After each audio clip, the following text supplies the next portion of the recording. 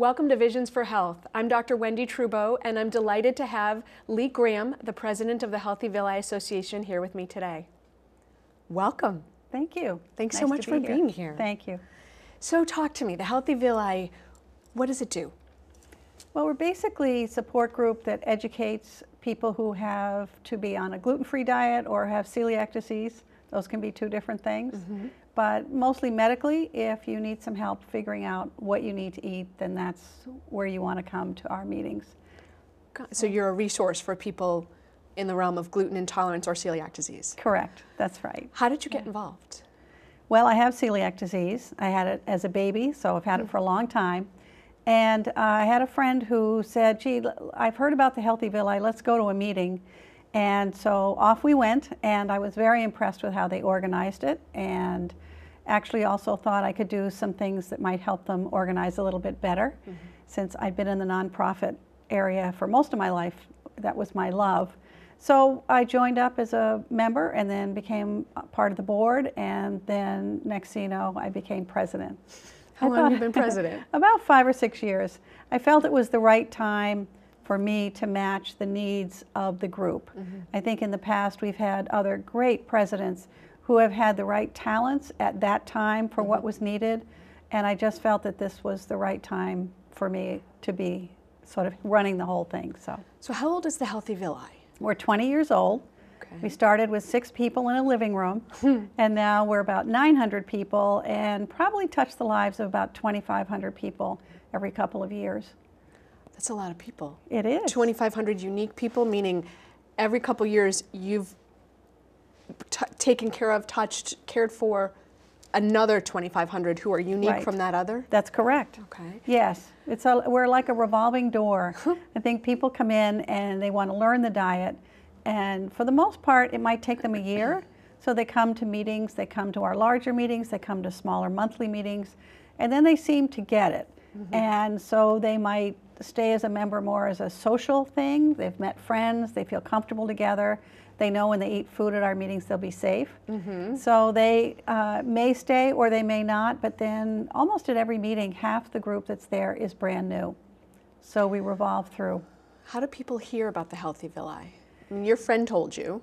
A friend told me. I think that's a great way that most people hear about the Healthy Villi. Sometimes they hear from their doctor or their registered dietitian. Sometimes they go online and look up groups in the area, and our name would come up obviously in the New England area. So how do you have outreach to physicians and dietitians so that they know to refer people to you? We do. I think we'd like to have more dietitians and doctors be there to tell us, they've got some patients that they'd love us to see. And I think in many ways in the future, there may be less time that the doctors can spend with their patients when they're diagnosed with celiac disease or gluten sensitivity.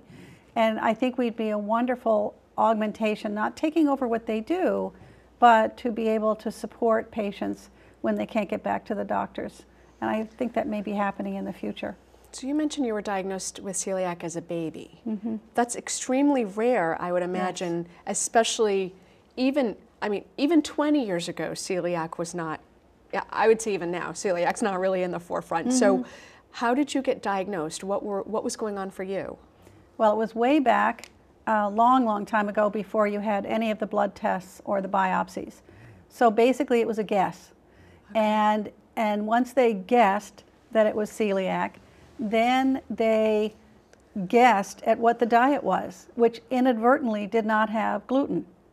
So, which is oat, barley, and rye, wheat, oat, barley, and rye. So here we were, I was on a diet of,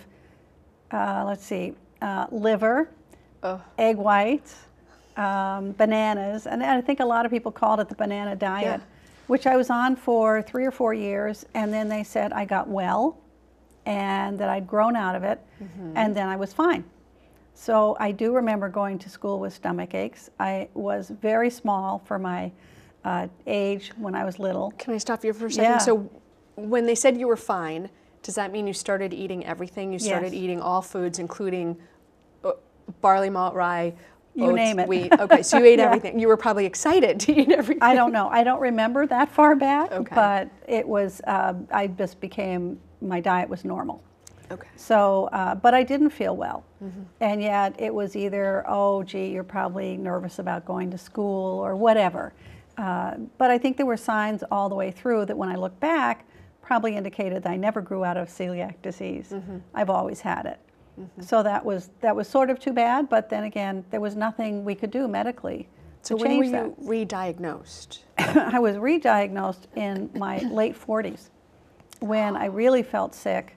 So probably for 40 years, I was on a gluten diet. Yeah. And not realizing that that was the wrong thing. So you were sick for 40 years. yeah, And yeah. did you complain during that time, or did you just, because it had gone on so long, feel that this was how it was supposed to feel? I thought it was normal. I thought feeling the way I did was normal. I just couldn't gut it out as well as other people, and I was really jealous that other people had all this energy and could do all these great things. And I would try and do the same thing, but then I just have to go to bed. I was exhausted. How did you raise your family? I don't know. Sheer grit, I just right? did, yeah. Okay. Yeah, you just did what you had to do, and you didn't know that there was anything wrong. You figured everyone else had to do the same thing.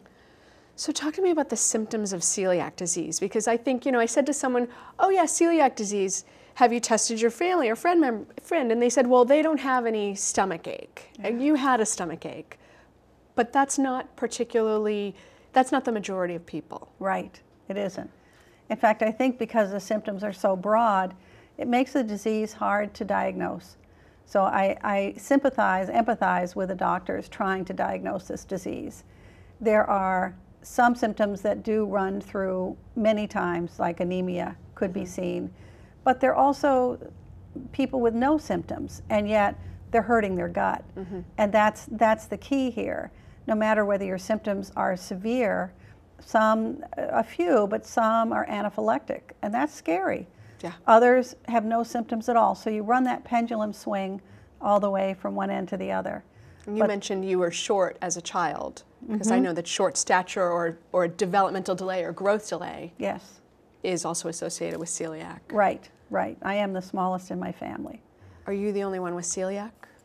I am. Amazingly. Yeah. I figured I could just tell there were going to be other people that were going to be diagnosed. Yay. I was going to have company. Didn't happen. Nothing. No. Got it. Which is fine. But I do feel that because the symptoms are so broad, it's really hard to diagnose. Yeah. But I also would love to see more doctors have that in the front of their minds to look at celiac disease, run that blood test, which is really simple to do, just to see if their antibodies have been built up. Yeah, you're talking about the tissue transglutaminase. Yes, that's right. It's a cheap test. It's like It $70. is. Yeah. So I'd love to see that happen more often. So why is it called the Healthy Villi? Can you say anything about that? I'd be happy to, because it's an odd You get this question name. a lot, right? Yeah, who on earth is it? And how do I pronounce it? But it's basically, you have villi in your intestine that take, excuse me, that take in all the nutrients that you eat in your body. And the villi are the important things that transfer all the nutrients into your body. So therefore, if they're not healthy, they're not doing you any good. So our goal is to have healthy villi. When you eat gluten and you are celiac, you damage the villi. So we want to prevent that from happening. Yes. Yes. We do.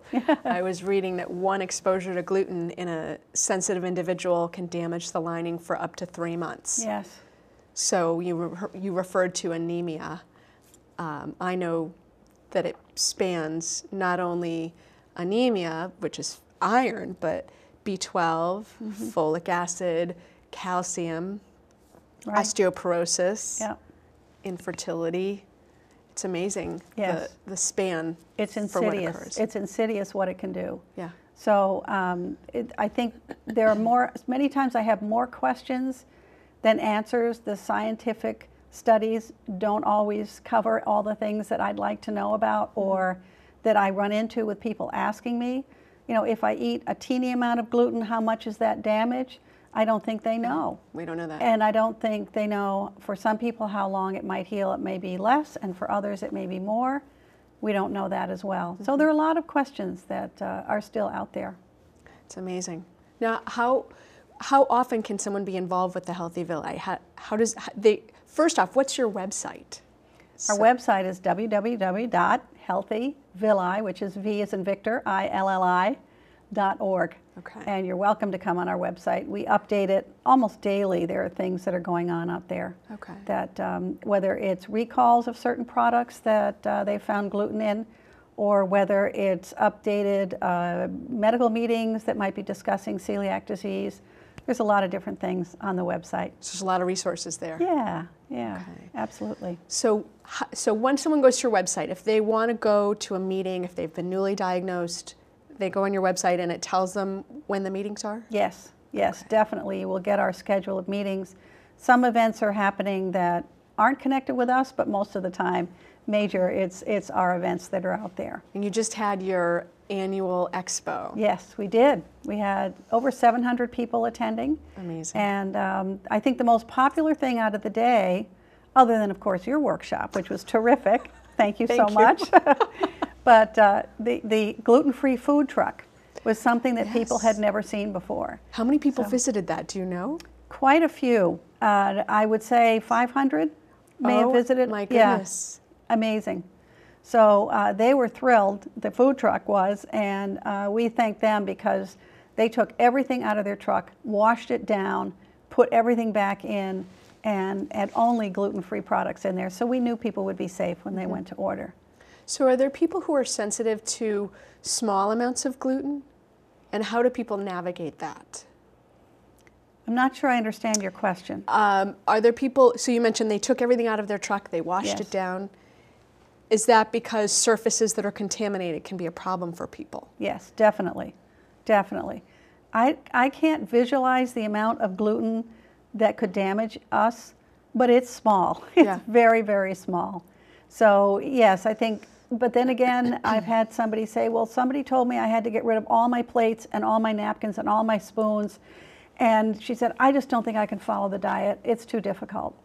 And so there has to be a balance there. We don't think you have to have separate plates. If you wash your plates, you should be fine. Many times we recommend your own strainer, because sometimes those are difficult to strain noodles out of and get all the gluten out of it. And sometimes a toaster helps. But I think you have to be just practical about it. You don't have to be insane. One of the sneaky things I think is double dipping knives into peanut butter or mayonnaise. I was just going to say, I have a good friend who has not been diagnosed with celiac disease, but is excruciatingly sensitive to gluten. So I would kind of presume that she's on that spectrum pretty close. And her partner does not eat gluten-free, and they've been sharing mayonnaise, peanut butter, anything that's dippable. And she says, I'm sick. Yeah, no kidding. So it's funny you say that. Yeah, I think it's one of those things you just don't think about, and people who don't have celiac wouldn't really even decide that that was a problem. It would be, oh, well, it's no big deal, it's just a knife, it's nothing. So a lot of times when I'm with people that don't get the disease, and I'm not going to do a training on them, whether it's company, personal things, whatever, I just find it's easier to get the squeeze bottles of ketchup and mayonnaise and mustard, and then I'm done. I know I'm safe. Yeah. Or individual servings. Yes, individual packets of things is also helpful.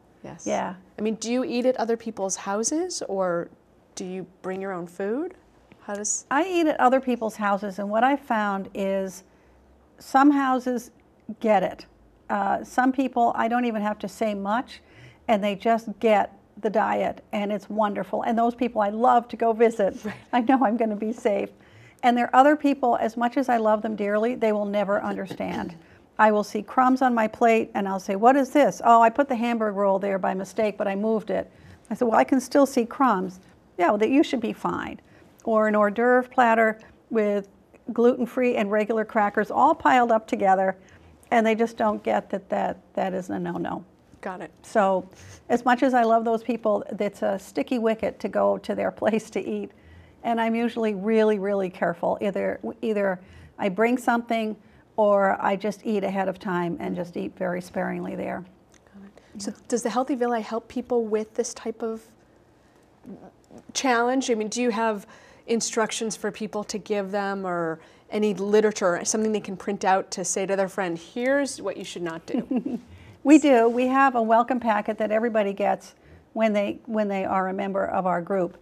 And there's a lot of tricks and hints, but we also wanted to keep it very simple. It's awfully hard to wade through a ton of information. Right. So we find that our small group meetings are really the best vehicle for that kind of information. Everybody has different hints and ways that they've gotten around certain things, and to share all those different ones is really helpful. I think a lot of times what you're going to do and how you handle it is how your personality works. So if you're a particularly dominant person, you may have a whole different way of handling things, either at someone else's house or a restaurant, where somebody who might be more reserved would find a different style that works better for them. So really finding your own way of getting the message across is something I think is a journey for everybody. I could imagine, well, not even imagine, I know that sometimes it's difficult to be the odd man out. And that's probably a big challenge for people in terms of going to restaurants and being different, going to a party and being left out, or going to a family event and not being able to participate fully. Yeah. It seems like the emotional component may be something that people do. Is this something people do in the small groups, is talk about navigating not only the food, but the emotional component of it? Absolutely, absolutely. I think there's so much that's emotional about eating, number one. And it's social, so you're with a lot of different people. So you have all sorts of dynamics that can be going on when you're with people for a social event that includes food, which is most of the time.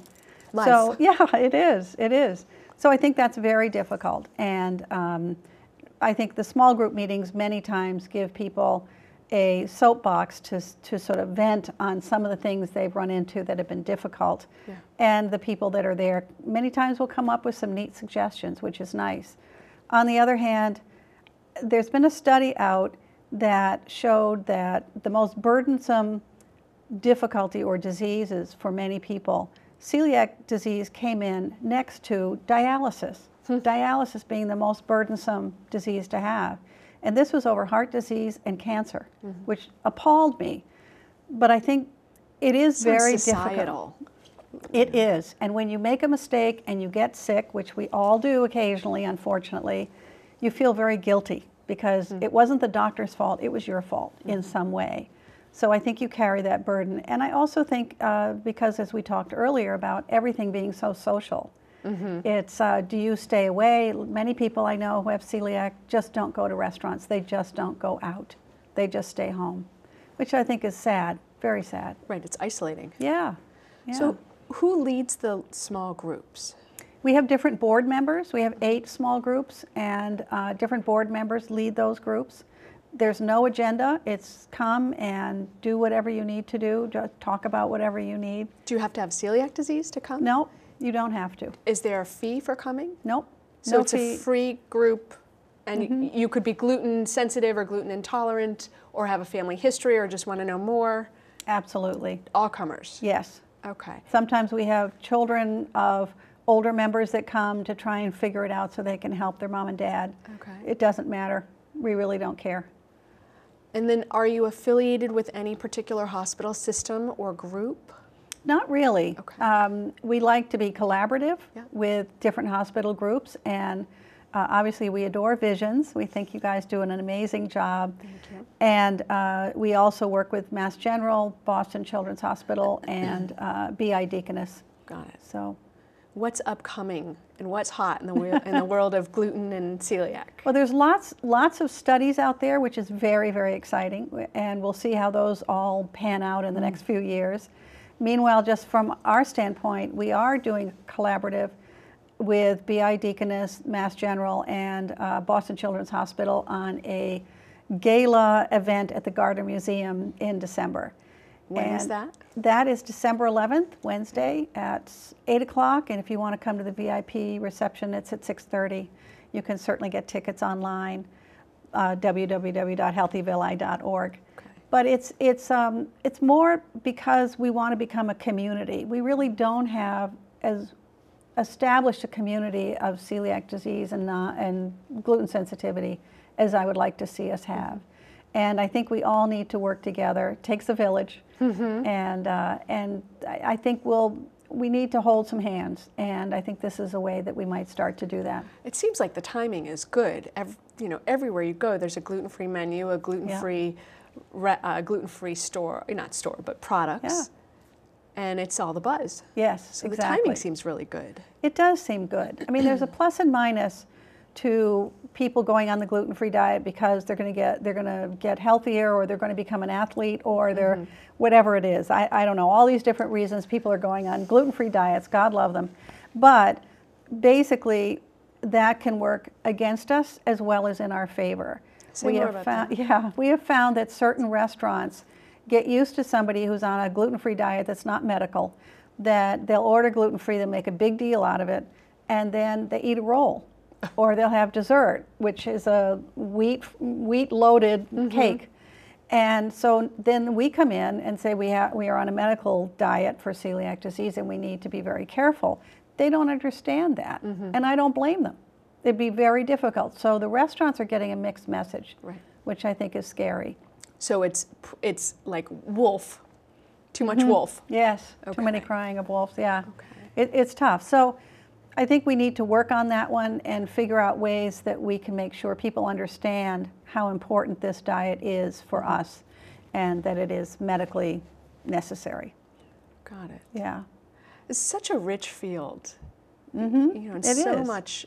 So what else is coming up for the Healthy Villi? I know the gala event in December. We have that. One. We have a meeting February 1st, and that is at Regis College, and that will be a bunch of different workshops. We always do a newly diagnosed workshop for people who are newly diagnosed and feel like deer in the headlights. They're welcome to that one. It's a great one.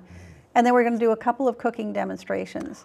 Great. Yeah, we have someone coming in to talk about the different kinds of flours you can use and what results you get from them, which I think is helpful. And then we'll have someone else who does more savory items. And although I don't know specifically what she's doing yet, she's working on it now. So she's got a following. This is Jillian O'Callahan, and she does wonderful work. So she'll be there as well. Where's that being held? Regis College in Weston. Is that also on your website if people? That is not ready to sign up for yet. We're going to do the gala at the Gardner first, and then we'll be doing the February 1st. And then after that, we're doing a New England Celiac Conference in April. That'll be April 13th. And we will have 3 of our favorite doctors, which is Alessio Fasano from Mass General, Dr. Kelly from BI Deaconess, and Dr. Leichner from Boston Children's. And partly, excuse me, partly the reason we have them is that they've just started a celiac program at Harvard Medical School. So they will be doing a lot of studies themselves, although clinically they'll be seeing people in their own hospitals. But it's the research part of it that I'm really excited about that they're doing. That's amazing. Yeah, and the fact that they're so collaborative about it. So it's the Celiac Program at Harvard Medical School? Yes, and that has just started up. So they'll be coming to us in April, and that will be at the Sheraton in Norwood. So we expect about 700 people. And is this for the general public, or is this for the medical facility? It's for the general public. It's members will probably get a discount, but anybody is invited. And they'll be speaking? And they'll be speaking. And we'll also have workshops, we'll have vendors, and we'll have some meals that are gluten-free that people can enjoy without worrying about. Very nice. Yeah, so we're excited about it. It's a good program for us. Yeah. Yeah, and then it sounds like the only thing that might not be fleshed out is how to get the medical community and the dietitians more aware. Yes. Yes, I think that's an area we really need to work on. Yeah. Come up with some kind of a program for that one that's a little more concrete than what we have. We had one year we invited about 300 registered dietitians throughout the year and just said, come to a meeting as our guest. We'd love to have you, see what we're about, see if we all agree, if we're on the same page, and see if we can help each other. And that worked out very well, but I think it needs to be ongoing. Yeah. Yeah. All right. We have only a few minutes left. Is there anything that I didn't ask you that I should have asked you, or that you want to particularly point out before the show ends? Well, I think you're nice to ask that question. There are a lot of things that I'm very proud of with the Healthy Villi, and we have over 60 volunteers that help us. We have a board of 20 plus people that give their time once a month, as well as other times that they volunteer, and also our executive board. So it's a very healthy organization for Healthy Villi, and I'm proud of that. I'm really proud of the people that are there and doing the hard work and not getting paid. This is all volunteer. This is a not-for-profit? Oh, absolutely. So yes. People, if they wanted to donate, they could donate to the Healthy Villi? Of course, absolutely. And can they donate on your website? Is there a button? They can definitely donate on our website, yes. No, we love donations. Who doesn't? Right, free money. Exactly, yeah. No, there's always a need for more programs, being able to really branch out into other areas that we haven't yet. If we had the resources, we'd be doing that. So, yeah. No shortage of projects, only a shortage of time and money. Exactly. I know the feeling. Isn't it always the way? Yes. Yeah, but thank you. Thank you. I mean, really, Lee, thank you so much for coming on the show. This has been awesome. Good. And what I think, I think there's so much out of this that people can get practical tips, come to meetings, come to the expo. They can come to the Isabella Stewart Gardner Museum in December. Yes. And they can get tickets for that on your website. And then in February and April, there's a lot of events coming up. We have a lot of events coming up. Okay. Yeah, so it's very exciting. Yeah, there's really a lot available for support for people. Yes, it's there. We'd love to have them. Yeah, thank you. Thank you. Thanks for joining us for another episode of Visions for Health. This is Lee Graham, the president of the Healthy Villi organization, and we'll see you next time.